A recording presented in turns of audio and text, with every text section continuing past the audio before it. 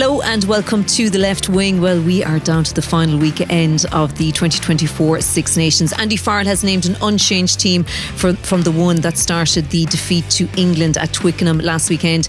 So Calvin Nash keeps his place on the wing after the return to play protocols, while Andy Farrell has gone back to a 5-3 split on the bench with Garry Ringrose among the subs. I'm Sinéad Kissane and I'm joined by Cian, Tracey and Rory O'Connor. Before we get into the team, lads, have you emotionally recovered from Twickenham? Are you okay? Oh yeah, no, it's been a fun week. I think it's been one of the most interesting weeks covering the team for some time because it was such an interesting performance. It was so unusual.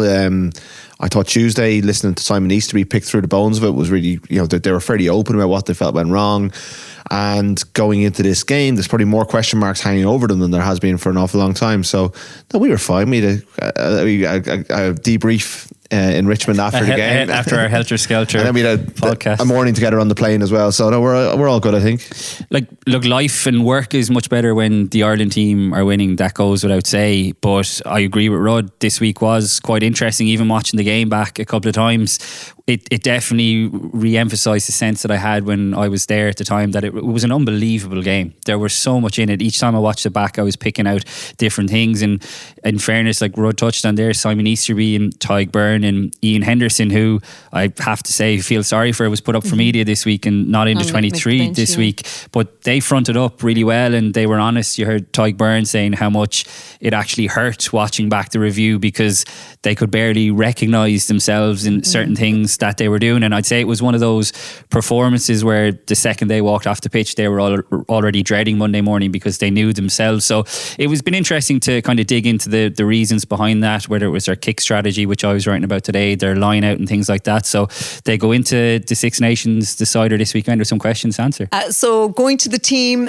Calvin Nash on the wing, is that the right call considering he had to go, he was off, and after a few minutes the return to play protocols and all the rest? Well, I'm not in a position to question the Irish medical team, and you would have to assume that he has passed all of the tests that he needs to pass. He obviously didn't come back on, so that's the HIA-1, but then they go afterwards, they do HIA-2. If he passes HIA-2, there is a potential for him to play if he passes the subsequent test, which begins with HIA-3 the next day, and then he has to train and then show kind of no symptoms and come up okay. So but within the World Rugby guidelines, Ireland are okay. I think for anyone who watched Calvin Nash take that collision and go off in the manner that he did, it's a surprise. I think it was a surprise on Tuesday when I heard he was running around. I'd ruled him out of my head.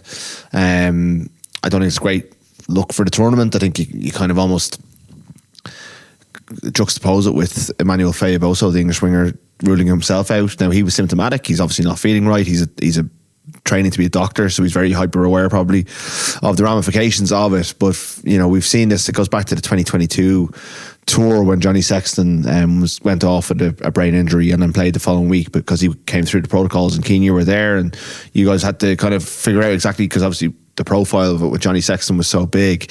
But once World Rugby brought in the 12-day mandatory stand-down period for concussion, I was very comfortable with that, or kind of liked the fact that a player wasn't getting back within 6 days as he could have done in the previous iteration of it.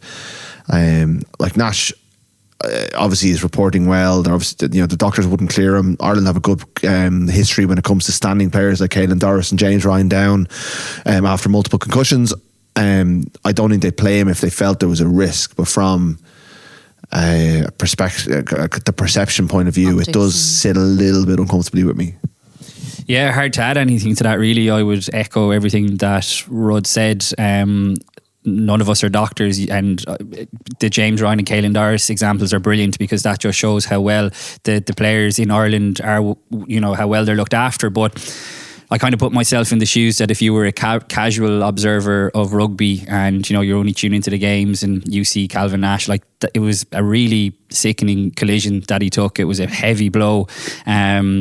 If you watched that game last week and tuned in again this weekend, I think without knowing anything, you'd be stunned to see him back out 7 days later. But look, like Rod said, obviously he's passed all the necessary protocols. I was surprised that he was there on Tuesday as well.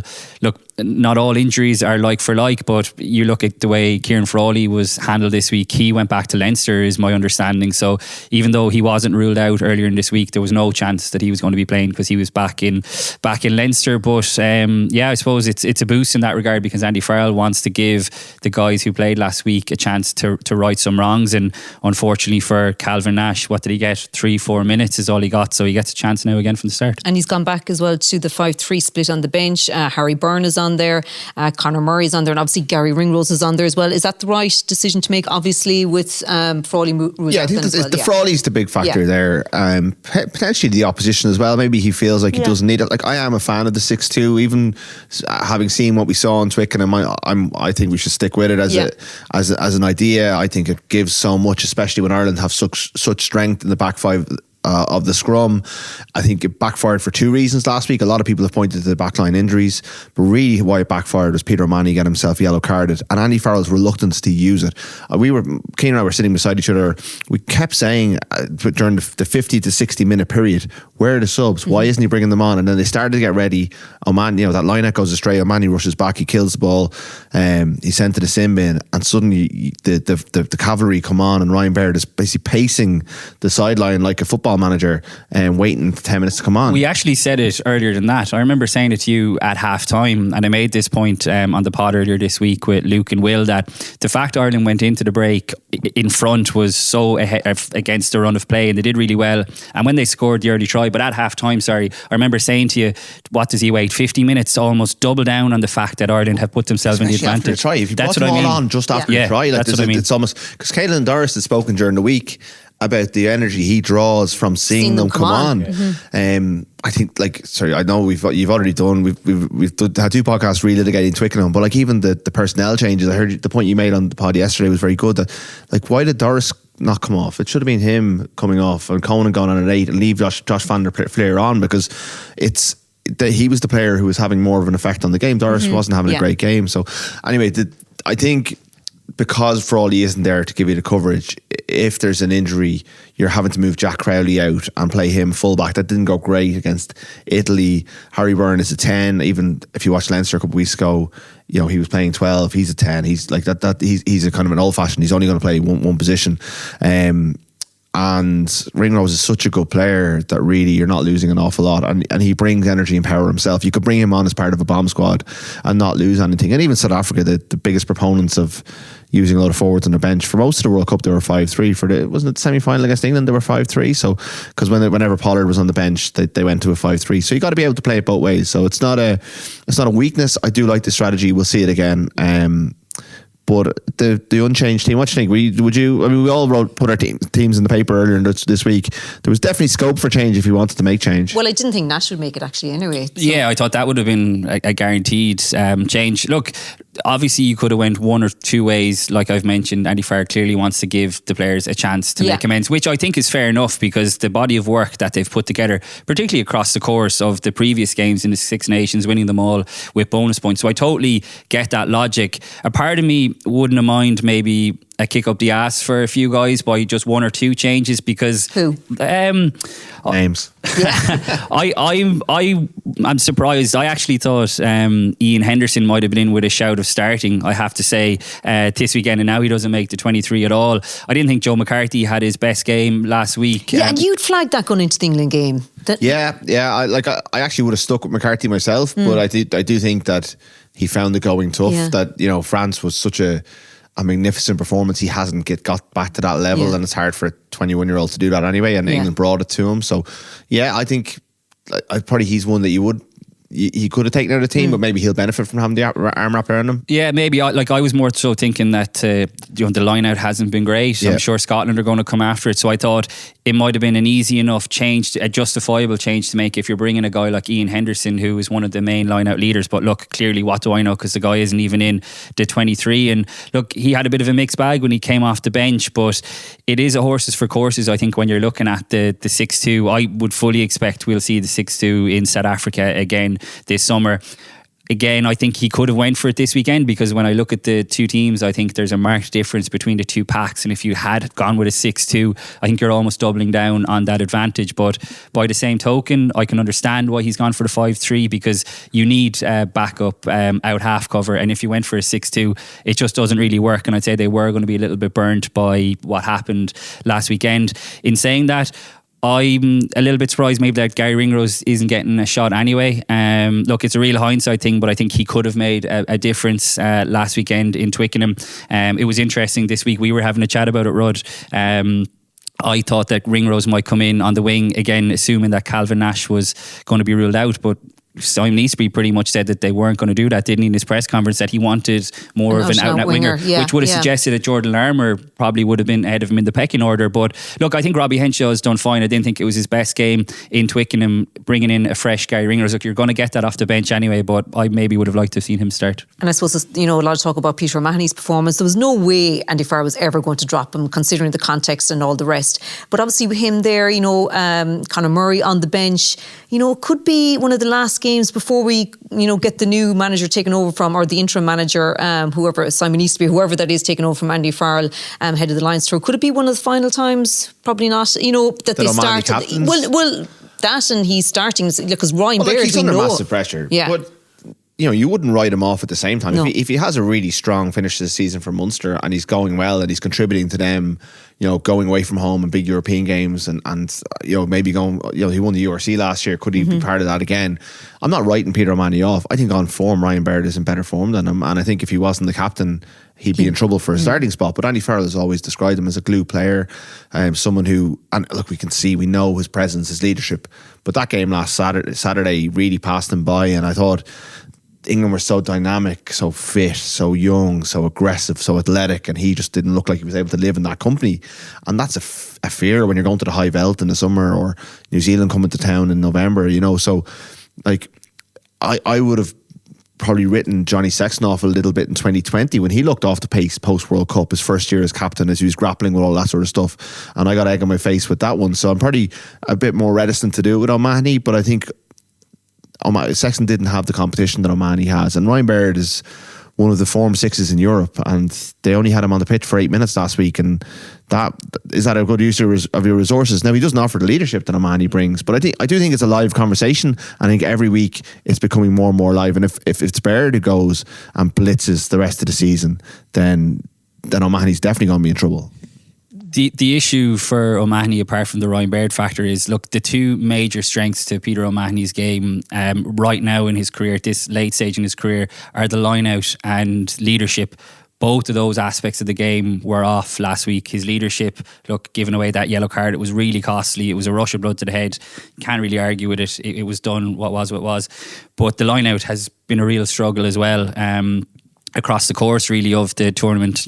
We touched on it already, but France obviously had the red card. Italy didn't compete. Wales caused problems, and England picked 3 locks and caused problems as well. So that's an area that Scotland are going to go after. But if the reasons you're being picked in the team aren't going well, then I think that adds to the pressure as well. And what's worth discussing in that regard as well is the fact that Ireland going with a 5-3 means Ryan Baird's covering second row this weekend, so we might actually see him come on for Joe McCarthy in the second row, which, look, that'll be a huge boost. It'd be great to get him on, but I think in terms of going forward long term, I think Ryan Baird is going to be a 6 at international rugby. So it's a case of getting him into the team, which I understand, but I think he's better suited in the bigger games. Particularly, I think you can probably get away with it against this Scottish team because they're not the biggest, but I think going forward we'll need to be seeing him at 6. I wrote about O'Mahony during the week and this issue, but I wouldn't, I think we got to remember that South Africa won the World Cup with 2 36, 37-year-olds in the back row as well. So there is a scope for older players to play a big role. Maybe it's not week on week. Maybe it's more and the captaincy probably means that he has to play, whereas if he wasn't captain, they could probably use him more judiciously and pick the games that they want to pick him in, or give him a bench role sometimes and use his experience and not rush him out the door, because that's not what I'm trying to do. But I think you're right, Cian, Baird at second row, he's still able to do some of the stuff, but I don't know if you could bring Ryan Baird on at second row, because he's not a tight head lock. And I think Joe McCarthy's going 80 this weekend. I have a feeling that Joe McCarthy and Tyburn are going 80 if they stay fit, because ideally what you do is what you've done in all the other games. You bring the two lads on in the back row and you charge the other two with going 80. So maybe Scotland don't have the threats to kind of, to undermine the lack of bulk in that pack, but or maybe Baird can play up to a level, but it's two not lots really going 80 would be pretty good, like, wouldn't it? I mean, that'd be impressive to get 80. They're both fit though, McCarthy's young and Baird's Tyburn is unbelievably fit. But it would be, no, absolutely. And like Byrne has put together a body of work in this tournament. McCarthy's come off in a lot of games, but I think if you're playing to your strengths, you leave those guys out there and you don't have to bring Ryan Baird on, because whenever he's played second row for Ireland before, I need to check this, but I'm pretty sure he's had James Ryan alongside him or someone like that. This is the kind of game though that, last week, and I was writing about it in the build-up, that Joe McCarthy was going up against Maro Itoje, and look, England put a target on his back, and you'd have to give credit to how well George Martin and Ollie Chesham played as well, and it worked really well. But this is the type of game where you need to see Joe McCarthy, I think, stamping his authority on it. He's been picked for a reason. He's been outstanding for Leinster this season. He started the campaign so well in Marseille, but I would agree with Rod, he hasn't quite hit those heights yet. And if he's able to do it in a cauldron like Marseille, albeit with one of the French locks, Paul Villemse, being sent off, he's well capable of, fronting up against this Scottish team. So I'm looking forward to seeing how he does, because look, he's still only 22. He's going to have tough days. That's part and parcel of it, but not that he has a point to prove, will be a little bit strong, but he's got Ryan Baird, like we said, on the bench, so I think he needs a big performance too. Okay, well, let's just hear what Andy Farrell had to say at today's press conference. Were you keen to give the guys from last week an opportunity to get back out there and put things right this week? That's a small part of it. What's the best for this weekend, and what's the best side to take the field for this occasion and for this opposition is another part of it as well. I suppose there's a little bit of me learn from past experience that sometimes when people are disappointed, you tend to get a good reaction out of them as well. I suppose Scotland are hoping for the same in that regard as well. So it all adds up to that 15. I suppose the 23 is a bit different though. What message would you have for anyone who's concerned by seeing Calvin Nash play after the hit he took last week, particularly maybe for beating Gunners and the HIA process? Yeah, I would understand that, but if you're in a circle and you understand the process that these players have to go through now, you thoroughly back that process. One, he's gone through it with flying colours, and he never looked like failing it for 1 second. And two, the process I think is very sound. Accumulating a few days of getting to the next stage, passing them flying colours, and having a conversation, an interview, a wellness type appointment with an independent doctor today. And there's been no issues there, so all's good to go. It seems like it hasn't been the easiest few days for certain players on the back of maybe receiving abusive messages and hateful messages online. Is it something that you've been aware of? It has, and everyone would be lying if they said that they hadn't. But I suppose that's been the way of the world for some time now, actually, hasn't it? Really, in regards to social media, etc. We've battened down the hatches really as far as our concentration on what we need to do to improve our performance and make sure that we're the best of ourselves. And come Tuesday afternoon after the training session, and then a big session on Wednesday as well, seems to be that the focus is right where it should be. For everyone that's connected with Irish rugby, the history shows you that this is very hard to do, back-to-back championships, and that's what we're going after, and that's a responsibility that we've got in front of our face, and it's one that we'll relish, grab a hold of, hopefully, not just as a group of 23 that's going to attack the field, but the team that's going to represent the rest of the squad and the fans, the supporters and the people of Ireland alike. Hopefully we can all pull together to make it a special day on Saturday. So what are we expecting from Scotland this weekend? I mean, they still seem to find creative new ways of messing up Six Nations Championships, but build a case for them like you did last week for England. I wish I'd kind of stuck with my England. I was kind of convinced myself, but I didn't follow through. They burned you too often in the past. Yeah, they had. I mean, Scotland burn their own fans so often. I mean, they're a curious team. Like they're like almost a throwback to the amateur days in terms of they're so inconsistent. They're like the Ireland team of the 2000s. Who in fairness picked off a couple of triple crowns, which Scotland haven't been able to do, but were able to give big performances, but would always throw in one or just come up short. And to beat England by 9 points and say all the right things about this isn't a big deal for us, and then to go and lose to Italy, an improving Italy team at home, all of the other factors, deserved win. But there's a mental fragility there that I don't, I think if you listen to the Scottish media this week, you're picking up on as well. There's a bit of desperation in that Scottish group now. Like Finn Russell, these players, Stuart Hogg's already gone. They've won nothing. Like there's a big prize there for them. I think a triple crown for them is a big prize. Yeah.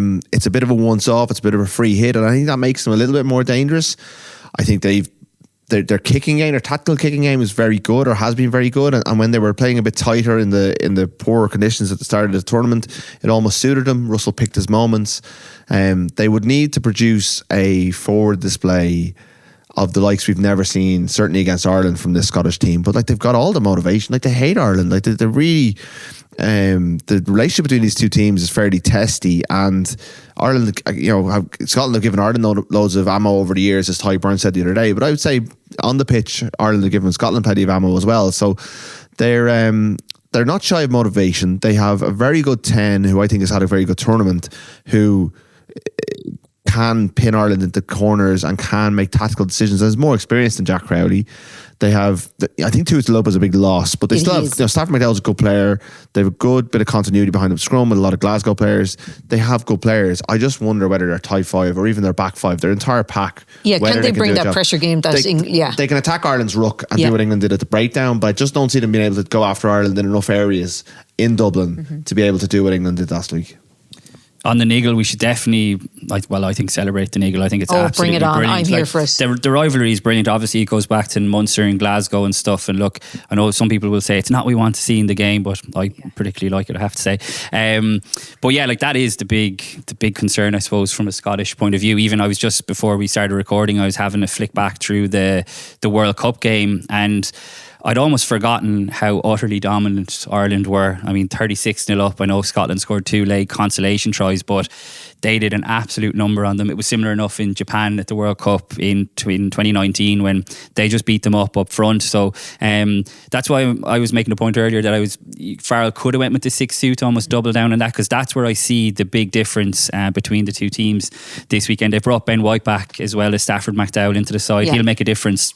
At scrum half, he was given last weekend off, I think, managing his load from playing in the top 14 with Toulon as well. So there's no doubt that the backs have the capability of hurting Ireland. I totally agree with you. I think Tui Pilato is a massive loss, and I think Stafford McDowell, with all the will in the world, is a significant downgrade, I would say, in that. Cam Redpath played a 12 last week. He finds himself dropped to the bench. So it's whether or not the pack can give them the platform to hurt them, because if they can, then they're definitely capable of it. But I think it's definitely a big if. This is the kind of game where I think Ireland will look to put the squeeze on up front. Their maul didn't really get going at all last week. England did a number on it.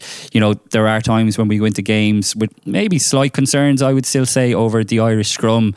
This isn't one of those days where I would have concerns. I actually thought they were dominant at Twickenham. They didn't get the reward, but they were the better. Yeah. I thought it was interesting watching on Sunday. This is a bit of an aside, but the referees, I think, are being told to not let the ball stay in the scrum, to get it out, not let scrums go on too long. We saw that with France had utter dominance over Wales, but weren't allowed to make it pay. Ireland a couple of times had gone chasing. They had one in the second half where I don't know how it was spilled out to Doris, I think it was. Yeah, he had to attack down the how that wasn't a penalty. Yeah, but if Doris had kept that in, I think it squirts out the second rows and he just picks it up on the run. But that's one of those little moments that got away from Ireland. But I don't know if they'll be allowed to make that pay. I think we have to be a little bit concerned about Ireland's form. I know we all sail. I was guilty of sailing into last week.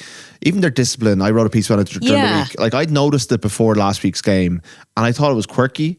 But now I'm like, well, actually, that was a red flag. That was a canary in the coal mine. Now, a lot of the penalties they conceded, So they conceded 45 penalties. More than they did since 2013, yes. Yeah, and we know how that tournament. Yeah, but that was and you know, a lot of them were from winning positions, so they're kind of killing the game, I think, or whenever the teams are coming back at them, they were kind of doing it from a position where they're trying to just keep the other team at arm's length. They've picked up a couple of yellow cards, and they've probably fallen into some bad habits against England. Yeah, what does that point to, do you think? Well, I think it's a little bit of complacency, a little bit of, you know, they got the job done in Marseille and thought they were grand, and obviously they're still betting in new players.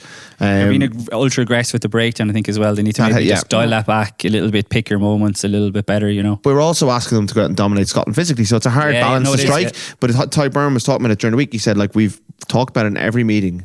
We tried to address it, and they're not addressing it. And the penalty count was lower against England, but all of the penalties they gave away, the scoreline was within 4 points, and they were compounding errors as well.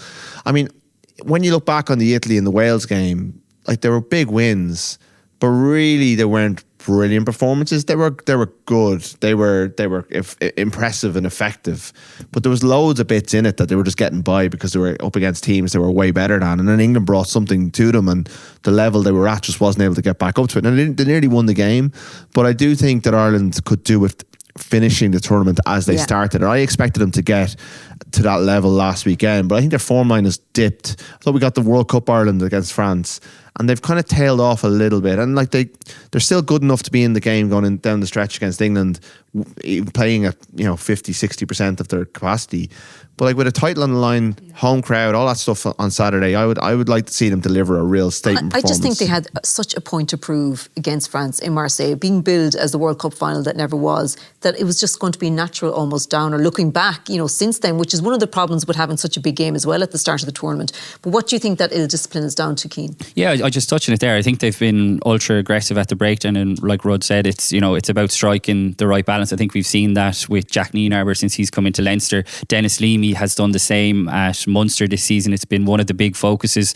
I remember I was down a few weeks ago in Limerick chatting to Dennis Leamy about this, and he's given the players license to go after the rucks a little bit harder, but you've got to be squeaky clean, obviously, when you do that. So look, it used to be an area of strength for Ireland. It was unheard of to have a yellow card. Is it 4 yellow cards off the top of my head? They've had now 4 yellow cards. I mean, that's not great. So they can't obviously afford that tomorrow. I think it's going to be interesting to watch their kicking game as well. And their chase. Yeah. So like, they're not going to be facing as aggressive a defence as England brought last week. But I was writing about this today, and thanks to our friends in Opta who gave me the stat that last weekend was the first game since Opta started recording stats in 2010 that Ireland didn't put a grubber kick, a chip kick or a crossfield kick in, which to me beggared belief against a blitz defence. And I was making this point in the build-up that how well Jack Crowley kicked against Exeter before Christmas, that was a key point of Munster getting around the blitz. So as I was watching the game back, I was kind of wondering why they didn't do it. But then when I saw it in black and white that they didn't have any of those kicks since 2010, and it could go back further, it's just that Opta only started collating the stats in 10, I thought was really stark. So I'm expecting Jack Crowley to have a bit more. Yeah, will there be space today there? Obviously, that Scotland leave a lot of space in their backfield. They absolutely do. So I'd be shocked. That's one for listeners to watch out on. They do tend to leave a lot of space. I'd be very surprised if we don't see a grubber or a kick chip over the top. And I think every team Ireland face now will be like, will see what England did off the back of those deep James Lowe kicks and try it themselves. And Scotland, although he has never played well against Ireland, really do have one of the best broken field counter-attacking players in the world, and Duhan van der Merwe, who, if given the kind of space that Tommy Freeman and Faye-Bosa got on counter-attack last week, he could cause untold damage. So did I see somewhere that he's never scored against Ireland though? Yeah, well, but there's a first time for everything, and if you give him the ball in that sort of space, and he's just seeing what can happen, he might not score, but he'll do damage. And like Blair Kinghorn, very different kind of player, but he's a good counter-attacking player, very good heads up, good kicking game. Finn Russell's a very good kicker of the ball as well. There is Hugh Jones, dangerous. Yeah, like there are dangerous players in that Scotland team. So Ireland do need to perform, and I think one, I'm probably lurching the other way a bit in terms of having tipped Ireland so heavily last week that you're kind of trying to almost check yourself this week. But I do think that if Ireland played the same way, if Ireland bring the same performance, and Scotland have obviously watched it and picked up things, if Ireland haven't fixed up those things that went wrong last weekend, Scotland will make a bit of hay. Yeah. Okay. Well, let's just quickly go to the other games before we get your predictions on that. So Wales against Italy at 2:15 on Saturday. Obviously Ireland against Scotland here at the Aviva Stadium at 4:45, and France against England at 8 o'clock. Will Italy and England finish with the away wins, do you think? I think Italy have a great chance. Capuozzo is a massive loss and really disappointing not to see him playing. George North's last game for Wales, like there's going to be huge emotion around that. We saw how England last week fed off Danny Care's 100 caps. So I think that's going to be a big motivating factor for Wales as well. And earlier this week, before George North announced his retirement, I was not confidently at all, but I was pretty optimistic that Italy might win. Now I've kind of dialed it back a little bit because I think that is actually going to be a huge factor for Wales, but I think Italy are definitely well capable of it. Like, if we think Scotland are fragile mentally, like Italy have such poor history in this tournament, and they've just won and drawn a game. Is this the first time ever they've got a record like that? Certainly the first time in an awful long time. That they haven't lost two games. They haven't lost two games. So they either double down on that and they go and win a third, get a third result, or they go, job done, off the Cardiff, give it a lash, and Wales, with all that emotion that Cian talks about, produce a performance that they need because they're a proud rugby nation and they've got all the factors that are there. Like Italy have kind of won their Six Nations already by winning a home game in front of a packed stadium in Rome. That was their emotional performance, and the only thing you would say about it is it was a very controlled performance, a very mature performance, and they have very, very good players. One of them's missing, but I find it very hard to call actually this game. I think Italy are a better team than Wales, and if you put them on a neutral venue in 2 weeks' time, they'd probably beat them. But I think that they probably are a little bit in love with themselves after getting that win last weekend, and Wales are desperate, and desperation's a very powerful force in rugby. But I don't know if this Welsh team are good enough to beat anyone at the moment. Yeah, I think 3 home wins for me this week. I think France will beat England, but I don't say it with a huge degree of confidence. Again, I just don't know if England can get to that pitch again. And I thought France built something in that second half against the Welsh. They have a huge amount of power. They're a very strong team playing badly. I noticed like the dynamics between Galtier and Sean Edwards in the coaching box were terrible. So I don't know how healthy everything is behind the scenes, but at home in Lyon, having drawn their last home game to Italy against England, all the different factors, I see them producing just about enough and getting over the line against an England team who, again, kind of won their Six Nations last weekend. Yeah, that's the big challenge, obviously, for England, is how they come back up from that emotional high. But, the pressure is off Steve Borthwick to some degree. He's given himself a bit of latitude in terms of getting that win over Ireland and the manner of the performance. It wasn't just beating Ireland, it was that they actually played a little bit more expansively. But Emmanuel Faye-Boso is a big loss for any neutrals as well. He was just sensational last week against Ireland. But I wouldn't back against England. I still think this French team are pretty fragile. Playing out of Paris hasn't obviously worked well for them in this tournament, so I think that's tight to call, but maybe home advantage just about to France. So I know you said Ireland beat England by 50 points last weekend. What are you going for this? 15 1-5. What am I going for this week? I think Ireland will win. What's the spread? I haven't looked actually. Yeah. It's funny, I was obsessed with it last week. I haven't looked this week. I think my contention last week was that Ireland will pull away. That will be a tight game for 60 minutes. I can see this being a tight game for 50-60 minutes as well, and then Ireland breaks Scotland in the end.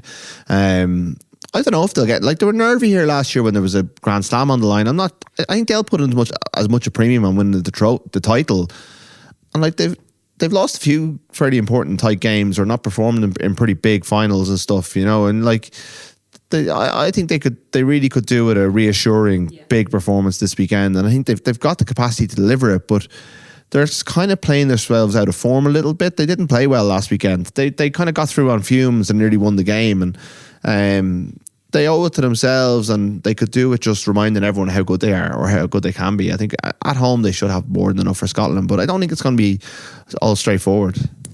Yeah, the point about the Grand Slam is very well made, because they were quite nervy that day last year, even though they did pull away. This was England though as well. Yeah, but I think that made them a bit nervy as well. But no, I think it's relevant. Yeah, no, it's a factor as well.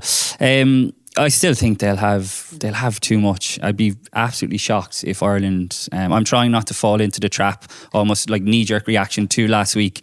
Like, logic would suggest that this Ireland team are considerably better, and like I said, I think the difference will be up front. So I think Ireland will win. Might not be that handy, but they do have, even without the 6-2 bench, a lot of quality to come off. And another coach would have, made 4 or 5 changes, and he stayed loyal to these players. So they owe him a performance as well. Yeah. So, and they owe it to themselves. Like a couple of them, big time. Want to keep that jersey. There's a lot of rugby to play between now and the next international. So, I mean, there's a title on the line. That's the sole focus. But there will be individual motivations as well that will drive a bit of a performance and a bit of a response. But it's 2 teams looking for a response. One of whom has no pressure. Like Scotland are being utterly written off in their own media. People talking about 40-50 point defeats. So they'll have that bit of motivation. And Ireland need to be ready for every team coming at them as if they should treat every opponent that is going to give their best performance of the tournament against them. And it's a tough place to be, but this is where Ireland need to deliver a performance themselves. Absolutely, Rory and Cian, thank you for that. We'll be back with a podcast after Saturday's game, so chat to you then.